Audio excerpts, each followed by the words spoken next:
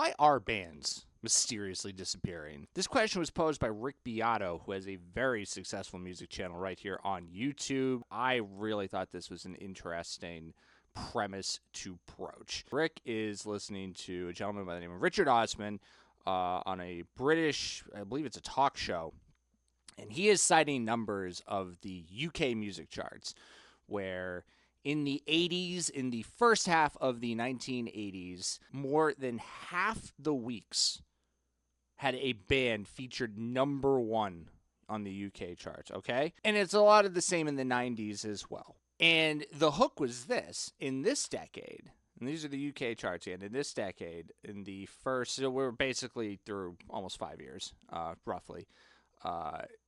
In that same time frame, almost, there were 3 in almost 260 weeks, maybe a little less. It raises the question, why are bands mysteriously disappearing? It's not are bands mysteriously disappearing. The evidence is pointing to, yeah, it looks like it. So what is causing this? So I've never done a video like this before. Normally I like to sit and watch music and give my thoughts on it and maybe cover a little here or there. But this is like bigger picture stuff that I find very interesting, and it makes me think. And I liked what Rick had to say as far as his experience in the music business as to why bands are not having the success that they did 30 to 40 years ago now. And I did some reading of my own. I did a little digging, crunched some numbers, and I have also found a couple reasons as to why this is happening, and then I would like to explore like what can be done, if anything, to curb this happening in music. The first thing I thought about is, where do you find new music? Do you even find new music? Back when I was a boy, music discovery existed in radio. It existed through movie soundtracks, word of mouth. Even just going and hanging out with friends and going, oh, have you heard this? What do you mean you haven't heard this? I would look at something that I have like fairly deep knowledge of at this point in my life, and that is what has happened with radio. Radio was a huge factor in why bands were able to find mainstream success in the 80s and the 90s. So you were just trying to get your song on the radio, and then it would be measured through airplay, it would be measured through physical purchases, singles. That was pretty much the industry standard until the 90s. Now, as we live in a almost exclusive digital streaming era, the metrics that are used to measure the success of music, once again, have changed, and now we're looking really more at what is streaming day to day. I say all that to bring up that, like, radio, traditional radio, has kind of been taken out of the playing field of music. I don't know how many people still will cycle through an FM channel in the hopes that they might find something new. I do that. My car is older. I don't have satellite radio. I know a lot of new cars come with satellite radio, and you can basically just pick the decade that you want to listen to. Like if I'm in the car with my mom, it's the 60s on 6, and that's it. You're not going to be able to find something that you hadn't heard before. I admit that I'm sort of the outlier where I will sit and cycle through stations, seeing what's being played. And when it comes specifically to rock music, that format in radio is not doing well. It hasn't been doing well for a while. I personally witnessed the end of a very successful rock radio station around here. And it was troubling, one, because I liked the people and I worked with these people and I appreciated the format and the music, but it was also an indicator of bigger things, of this genre of music is not touching people the way that it did. And I think it's almost safer for those formats to just play the same, handful of rock songs on a loop. To that point, let's pull up literally any playlist, any rock radio station playlist. You can do this. Let's go to KQXR. So that's somewhere on the West Coast. 100.3 The Rocks. Are we breaking new ground here with Everlast? What it's like. Breaking Benjamin, I Will Not Bow. Wood by Alice in Chains. I think Waiting for Stevie is new. It is. Okay. So there's that's one new song. There you go. I Hate Everything About You by 3 Days Grace. The Chemicals Between Us by Bush. Wasteland, 10 years. Do you see the point that I'm hitting here? Is rock radio stations, they are only playing the stuff that people want to play. They want to hear, When Worlds Collide by Powerman 5000. They want to hear More Human Than Human by Rob Zombie. Instead of taking a chance and maybe going out and trying to find new rock music that could be out there. To kind of put a bow on all of that, I think the development of how music is pushed in this in music industry, going from the 80s where you just wanted to get on the radio to, well, now we need to use the single to promote the album because we can make albums now due to compact disc and cassette tapes having more space.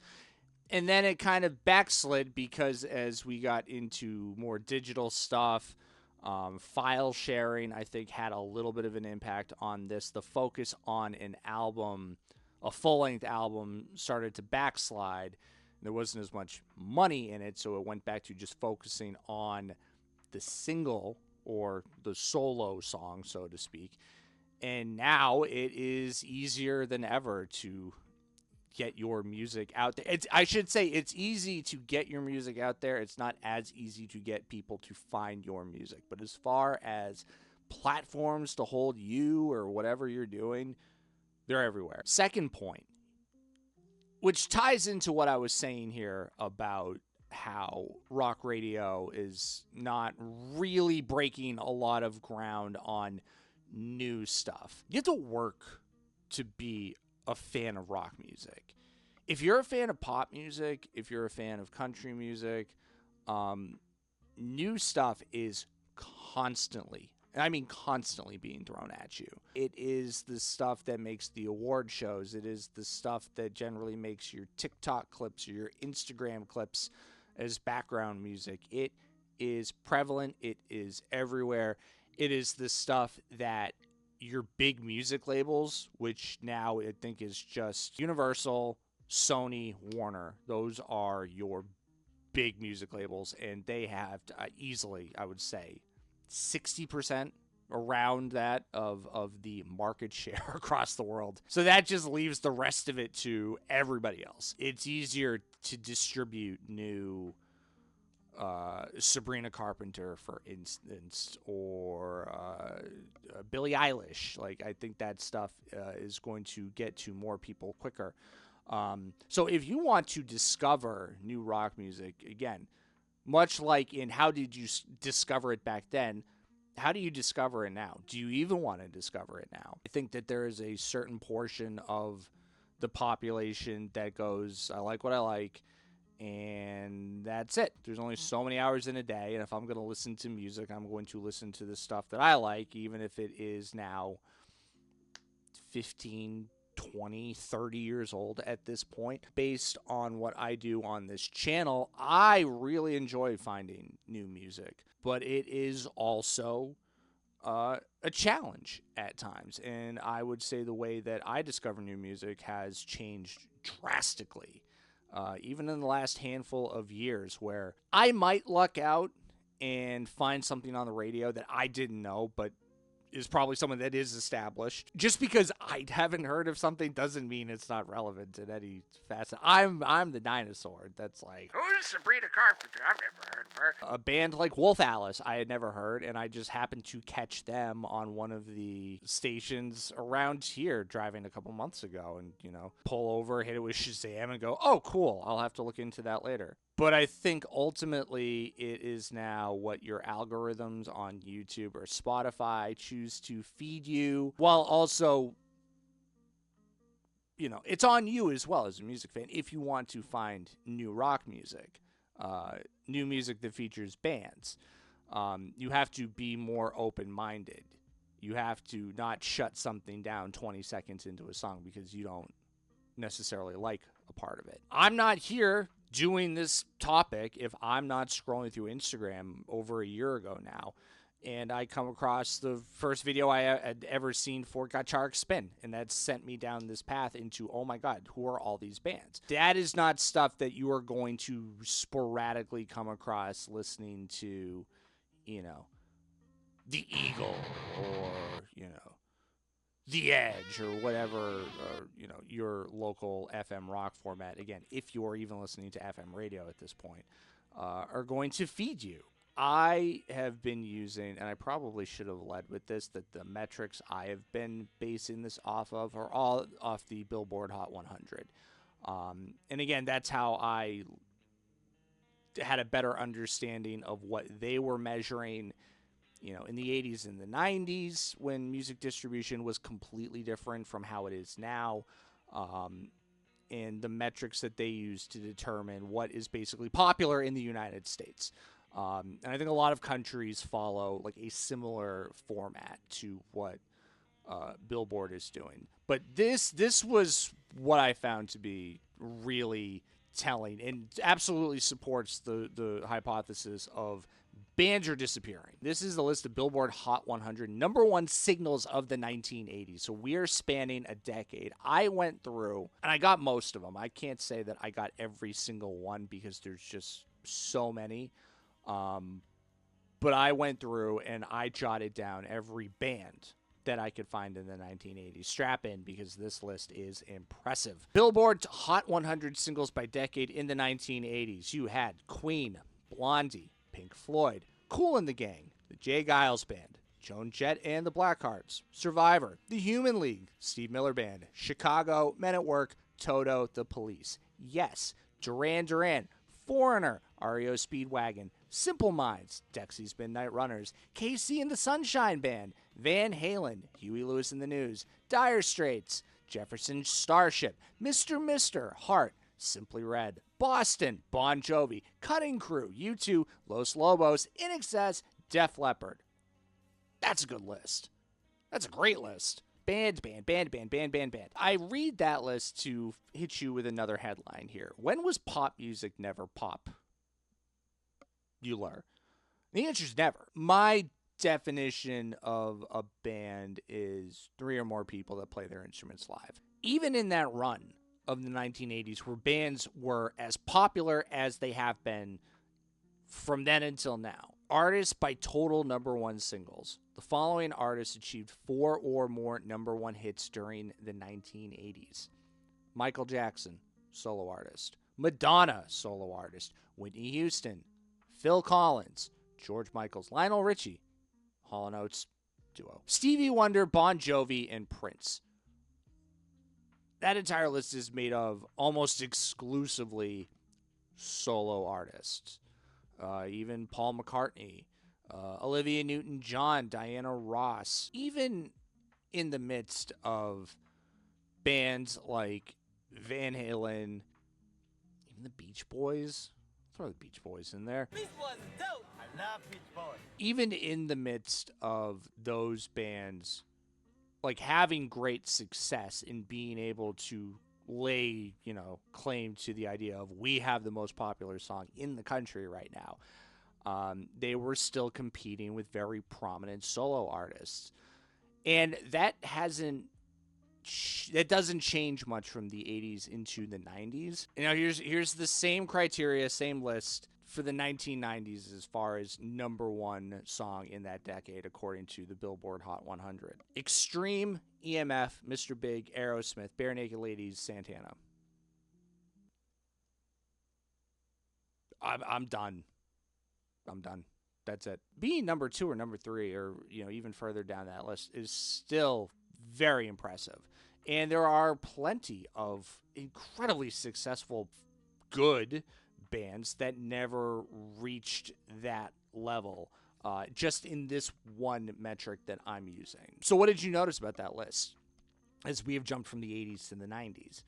It was a lot shorter. I think the music that was popular had kind of shifted. I think taste had become more broad. I think there's more variety of genre as well, where your R&B and hip hop is starting to be more represented. Even in the midst of all that, the people that are still dominating this list as far as who had the most number one hits, it's Mariah Carey, Janet Jackson, Madonna, Celine Dion, TLC, Boys to Men.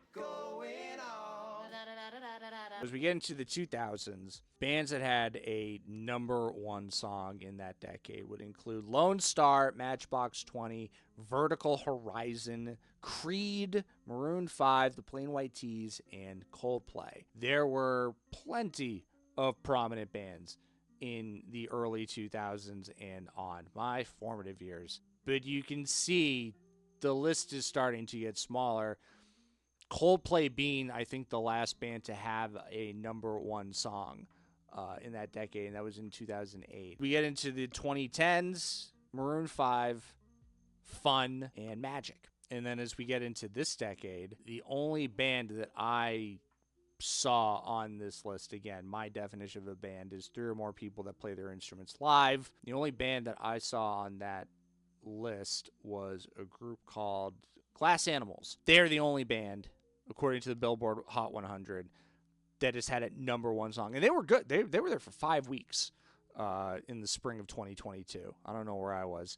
But other than that, it's Drake, it's Ariana Grande, Taylor Swift. I can remember watching American Idol, the early iterations of American Idol, and thinking in real time, like, this is going to change aspects of, like, the landscape of music. Whereas a lot of the work is being done for the consumer, where you take a show that, I don't know if it's still popular, but at the time, like, everybody was watching American Idol, and they were able to create, basically, pop stars. You would sit and you would watch them, and you would grow a connection with them, and you would root for them and hope that your idol won. And if they didn't, you were still probably going to go out and get whatever single or album or whatever came out from whoever won American Idol on that year. At least that's how it felt the first couple years that they were on TV. I don't know if it's quite the same fervor as it was back with the original series, but I bring that up because I think it started to feed into a mindset that I believe is incredibly prevalent today. And that is the idea that music stars are more relatable now than they have ever been. And I think American Idol started that movement where you could be, the biggest fish in the small pond that is your hometown. You could be the most talented singer. You could be the most talented guitar player, whatever. And then you have an opportunity to get out of your small town. And you're probably a great singer. And then you go on a show like American Idol. You're sitting at home and you're watching these stories. And you're like, oh, that's like me. I work 2 jobs to support my dream. I think that opened the minds of a lot of people who were probably good singers or could perform and go, well, I can do that too. The platforms that are available for people to post their music, I think, were the game changer. And it made people who might not necessarily be able to make an American Idol or a Voice or any of those other shows, it still opens up the possibility in their mind that I could do this. It's more reasonable. It's more obtainable, I should say. And it's definitely more obtainable than it ever has been. Where 20 or 30 years ago, you had to hope that the right promoter, who was looking for acts, or, maybe a DJ, a radio disc jockey comes in and goes, "Oh, you guys are really great. You have a tape. I'd love to play your stuff." It's not just the music. It's the way you talk about it. You have such passion. That kind of discovery is different now. So now you have the ability to take your song, bring it to the masses. Are we lazier as music fans? And I think that idea kind of ties into how you choose to discover, if you even choose to discover new music. I think it can be an afterthought to just open your Spotify playlist. Again, music that you are the architect of your own radio show. You are your own DJ. You get to decide what you want to hear now. You just want to hear Lady Gaga until the sun goes down. You can do that. Again. Can't read my, no, he can't read my poker face. Again. Can't read my, If you don't want to hear a single new song, you don't have to. And you could probably be totally content just listening to the same couple of artists over and over and over again. According to all the charts and all the metrics, it is Sabrina Carpenter, Taylor Swift, this new song with Bruno Mars and Lady Gaga, who are two established pop music megastars, Chappell Roan, Olivia Rodrigo, Shabuzi. If that's sort of the, echo chamber you want to live in. And I don't say echo chamber like it's a bad thing. Your taste is your taste, and your likes are your likes. Again, that's why I'm never really want to come on this channel and this platform and start tearing down something that you might like. I think it requires more work to be open-minded about music. And especially if you're like me and you are a fan of rock music and you're a fan of metal and you're a fan of punk rock, that stuff isn't being served up to you. You have to go and find it more often than not. Because, again, just looking at the last 4 decades of music that I've fired off, the mindset and what is important to music fans, I think, is shifted. Rick Beato, I think, brought up an interesting point. And I think I tend to agree with a lot of his reasonings as why bands have disappeared. He says it better than I could. If you're going to have someone like myself, for example, that the label's going to hire to co-write with the singer of a band, and I play all the parts on it, and I get a session drummer to come in, even though the band's got a drummer. By 2010, it just made no sense to actually sign bands because it wasn't worth it. If I have a tenuous understanding of music, even a decent understanding of music, and I have knowledge of the software that goes into it, I can now sit and I can track everything I want to track. If I just want it to be me and a piano that I do digitally, I can do that. If I want to add drums, I can do that. If I want to add guitar and bass and cowbell and everything else, I can do that digitally. You're a drummer, cool, don't need you. You're a guitar player, awesome. Bass player, great. Don't need any of you, unfortunately, to make my vision of what a song can be come to life. I've enjoyed some of the reading that I have done, namely in how the music industry changed and started to almost not manipulate, but manipulate the air charts and how the approach to, releasing a single versus bands wanting to get more bang for their buck and put out a full album, and how that is all kind of cascaded and the peaks and valleys of how music was distributed and how people consumed it was really fun. And I want to thank Rick for kind of getting me on into this thought process of how it all changed and why it changed, more importantly. What changes? Does anything even change? And ultimately, does it matter to you as a fan of music? I think for a long time, I never really was bothered by the fact that the music I liked wasn't mainstream popular. And I think it was inevitable, but I kind of hit this rut where I was just bored by music. Can you imagine the thing that you love and cherish more than anything in your life outside of, friends and family? That thing that has been so important to you and so crucial to who you are as a person and your growth as a human has become boring. and uninteresting and predictable. That's what happened to me with music.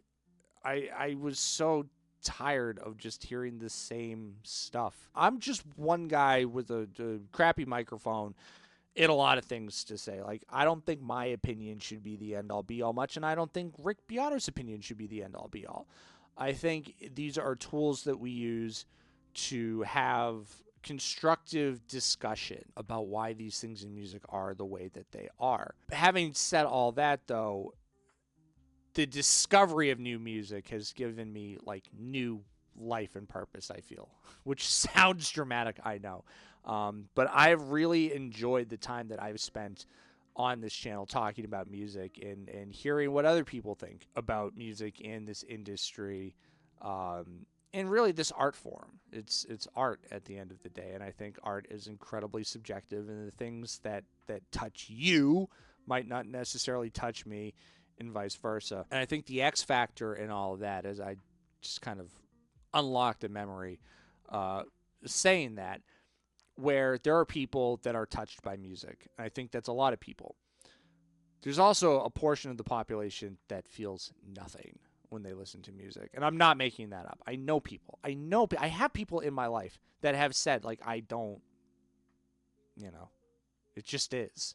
I know people that don't like music. I think and I believe Rick made this point, and if not, I'll attribute it to him anyways, because I think it's a great point, is the relatability has changed. The stuff that I was listening to, and it was a lot of like, anti-conformity, fight the power, take the power back, whatever.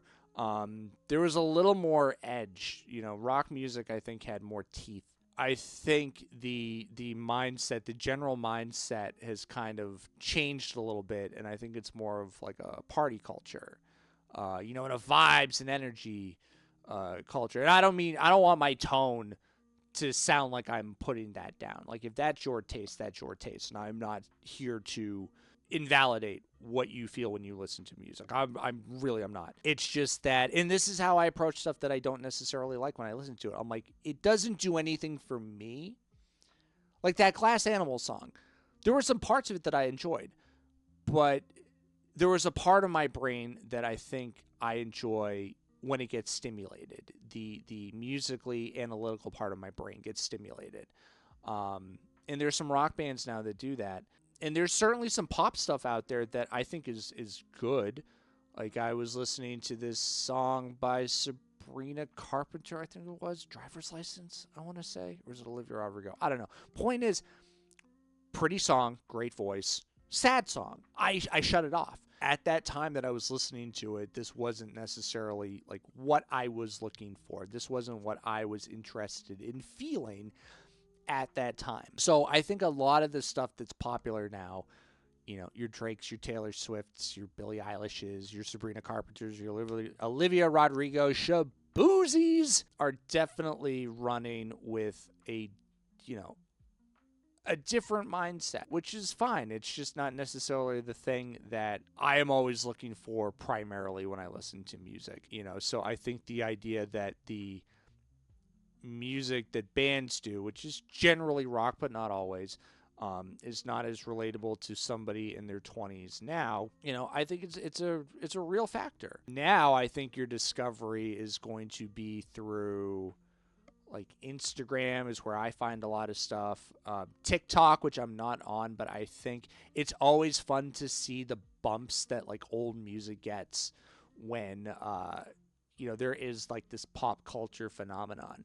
Stranger Things had a lot to do with kids, teenagers, I think, hearing Master of Puppets for the first time. Like a popular show like that, being able to take an older song and repurpose it for a younger audience, sometimes that can be the catalyst. Sometimes a kid will just hear a song and go, oh, that's cool. I'll put that in the background of my TikTok video. Or like, oh yeah, I know Metallica because of that one song I heard at Stranger Things. Or maybe for every 100 kids like that, there's one kid that ends up hearing Metallica for the first time and going, oh my God, this is ridiculous. What else is like this? And that sets them down that path. So are they outright done? I don't want to speak in absolutes like that. Is this something that is happening? Yes, this has been something that has been happening for a long time now. What can be done about it? Can anything be done about it? Sure, absolutely. Word of mouth, I still think, will be the prevailing reason why anything catches on. I don't want my nose so itchy. I think a lot of the work that would have to get done just as far as having a platform for your music to exist in the first place, that's the easy stuff now. Again, Bandcamp, SoundCloud, YouTube, TikTok and Instagram, Twitter, whatever. Great ways for you to get your music out and have it be easier to find. I think movie soundtracks will still hold a place in this musical space as far as getting new music out there. But as far as like what you can do, support the music that you love. Support the bands that work hard to refine their craft and put out music that you enjoy. Oh God, what was the Canadian group I just did? Freeze the Fall. I'm sorry. I'm so bad with names now, guys. I just did a video on a group that is really trying to make their own path, and that is Freeze the Fall out of Western Canada. They're young teenagers who play like good rock music. I would encourage you to go check them out. They had an idea, they put it together, they got crowdfunding. They were able to put out an EP with that. They're a band that is starting to grow. The Warning is a band that I've been working a lot on as I discovered their new stuff, had the benefit of going viral at the right time. And look, some people can go viral and then fall off because unfortunately there's just no substance behind what they're doing. Other groups or solo artists will get that moment of fame and then thrive because of it, because they are that good and because they connect with a lot of people. You can directly support the acts. It's a lot of talking. I don't think this is any new grand revelation, but I liked Rick's video on it, and it definitely was the catalyst to a thought in my head that made me want to learn more about this and talk more about it. As far as this decade goes, I know we still got a couple more years to get through, but it does feel like things will remain how they are in the sense that it is going to be your solo artists, your pop stars that are going to be dominating the number one position of this Billboard Hot 100. Again, that's just the metric that I am using, but it is a fairly popular metric. Oh, I will say that, the fun outlier here really flies in the face of, like, our band's disappearing. Well, you know what the number one most played song this week is? I am recording this on September 18th. We are in the week of the 15th. The most listened to song, according to streaming metrics and airplay metrics, is not a solo artist. It's a band. I am talking about Linkin Park. The number one most listened to act right now. So in closing, like, how should you feel about all this? I've hoped you've enjoyed my candor on the topic. Again, I will reiterate for the umpteenth time, these are just my opinions. I don't have this rich, amazing background in music like a guy like Rick does, or other people for that matter that you can go and listen to who have talked about this. I'm definitely not the first person to bring this up. I do have a musical background. I have worked in entertainment basically my whole life. So I do have some working knowledge of how this stuff can go. But again, it's just my perspective. Why are bands mysteriously disappearing? I think I've outlined all of that through how music is consumed, how it is distributed, the thought process and the business models of the big record labels now, sort of dwarfing their competition. And there are great independent record labels out there. I am a big fan of Fat Records, who still have a lot of great bands, obviously besides NoFX. Get Dead, the Co-Defendants, the Bomb Pops, Clowns, Last Gang. I mean, just to name a few, if you are into rock music and punk music, that are still putting out quality, band-made not Bandmade, but Bandmade. Bandmade. If you like band, go check out Bandmade too. Guitar, bass, drums, singing, that classic formula are still making, in my opinion, quality music. Ultimately, it's an uphill battle. I mean, I don't even like to think of it as a battle because it's all music. It's like it's all supposed to be fun. But support the ones that you love. Buy their CD, buy their merchandise. Go see them the next time that they're in town. Because that, I think, can really have like a profound impact on your immediate life and really have you buzzing for days after you see a good live act like that. Tell your friends. And I think the thing that to me is really important, and I'll reiterate it again, is try to have an open mind. It's hard. It's really hard when you get into something in the first 15 to 20 seconds. You're like, come on, do something. Hurry up. This isn't interesting. I used to give songs like 20 to 30 seconds before I'm out, but you'll never know what you could have missed by clicking off of that song or skipping on to something else. Or even more, you'll never know what you're missing if you just keep sticking to the same stuff. So I would encourage everybody to try to broaden your horizons a little bit. It can be scary. I totally admit. I have a weird fear of when I am listening to new artists, like being afraid that I'm not going to enjoy the next song. I went through this specifically years ago when I had discovered Metric, a band called Metric out of Canada. And I was like, there was like 2 or 3 songs where I was like, oh, these are really great. And I would get so nervous before I listening to something new. So I'm like, what if I don't like it as much as I like this stuff? It's all weird. I know it's all very weird, but it can be hard to get out of that mindset, that comfort zone. Why? It's comfortable. You want to lay back and go to bed and just listen to the stuff that you only like. So try to, delve outside the box a little bit. That's not the expression. Challenge yourself. Don't be afraid to challenge yourself. Ultimately, you'll walk away. If you like it, you've discovered a new piece of music that you like, and that can take you down its own path. Or if you don't like it, at least you have a more informed opinion on why you don't like something. Like, I'm not a big pop fan by any stretch, but I will listen when someone's like, you have to listen to this Olivia Rodrigo song. Chaperone, you don't know Chaperone, go listen to Chaperone. I'll give it a shot. And then at that point, I know if this is something for me or if this is something that might be for someone else. Those are my suggestions. And this has been, I don't know what to call this. So thank you to you if you made it to this point in the video.